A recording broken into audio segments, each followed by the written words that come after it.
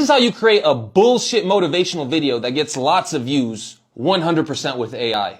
Now, I'm gonna really teach y'all how to make your Instagram look like you work hard, like you're someone inspirational. All right, deep down you know you ain't shit, but it's okay. The girls ain't gotta know that, right? The girls gonna think you the next David Goggins. First thing you do is you go to Midjourney and you generate photos of famous people that are inspirational, okay? Okay, for the purpose of this video, we're gonna choose some famous philosopher like Aristotle, Socrates, Pluto, Plato.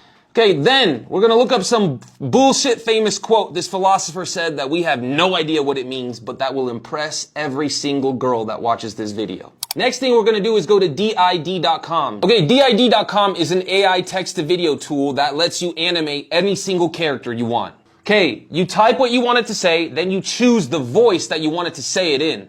Okay, and there you have it. You can now create corny motivational videos that don't require a lot of work, that might get you a lot of views, that's not that quality of content, that will be easily replicated within a couple of weeks, I would say. Right now, even, not even a couple weeks.